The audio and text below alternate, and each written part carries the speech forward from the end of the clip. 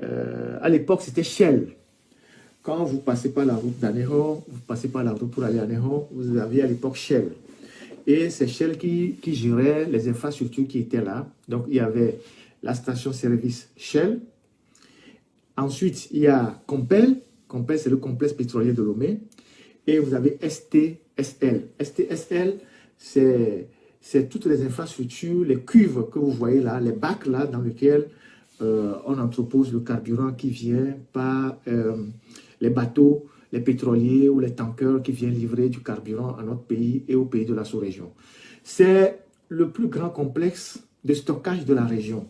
Malgré que le Togo ne soit pas un pays producteur de pétrole, je ne sais pas si la donne a changé avec le Nigeria, mais jusque dans les années 2000, ce que vous voyez dans la zone portuaire, après contour global, en allant vers Bakida, c'est le plus grand complexe de stockage de carburant dans la sous-région, plus que Tema.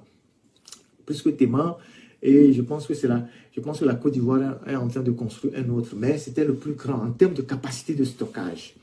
Et donc, cette infrastructure qui a été conçue dans les années 70 appartient à une société d'État qu'on appelait Compel. Mais elle est gérée par une autre société qui appartient aussi à l'État. Tout ceci après le désengagement de Shell qu'on appelle STSL. STSL. Donc, Shell gérait ces infrastructures depuis des années. Et dans le processus de désengagement de Shell en Afrique, vous savez que Shell s'est désengagé de l'Afrique et particulièrement de certains pays. Shell voulait se désengager du Togo et donc céder ces structures-là à l'État togolais parce que quand il y avait la société Shell qui gérait tout ce complexe-là, Shell n'était pas seul détenteur des actions.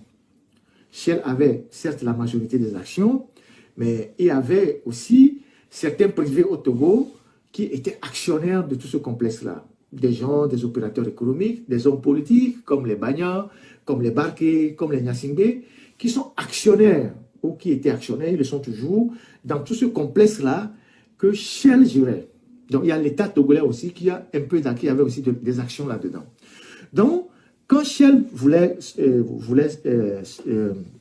désengager dans les années 2010, en quittant l'Afrique, Shell a commencé par vendre ses filiales à une société qu'on appelait Vivo Énergie. Vivo Énergie.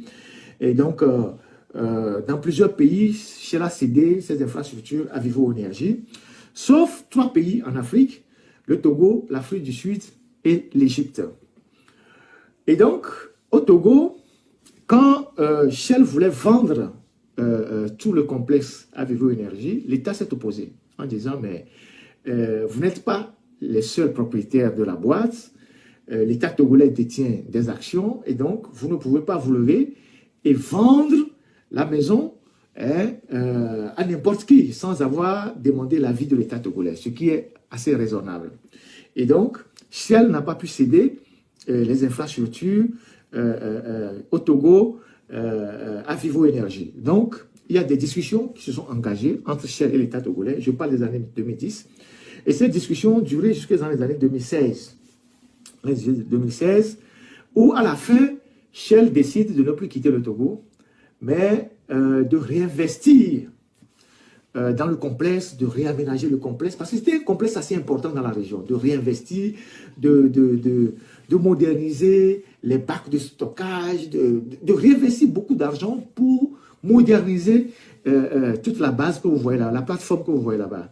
Là, l'État togolais profite pour dire non, on ne veut même plus de votre réinvestissement, il faut partir, l'État togolais rachète vos actions et devient propriétaire de cette infrastructure STSL Compel à la zone portuaire de Lomé. C'est comme ça que Shell a été poussé dehors et l'État a pris le contrôle fin 2016-2017 de la plateforme de la structure, donc avec le désengagement de Shell.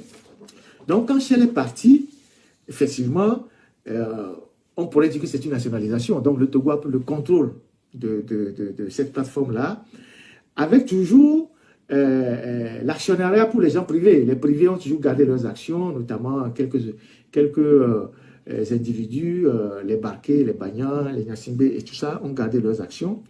Et le président du conseil d'administration, M. Tervi Bénissan, qui était le secrétaire général de la présidence, est devenu le président du conseil d'administration de toute cette plateforme-là. Et à l'issue d'un certain nombre de discussions qu'ils ont eues, ils ont fini par nommer un nouveau directeur ou une nouvelle directrice à la tête de ce complexe qui se trouve être à l'époque la directrice commerciale de la boîte, une directrice par intérim, Madame Akoumani.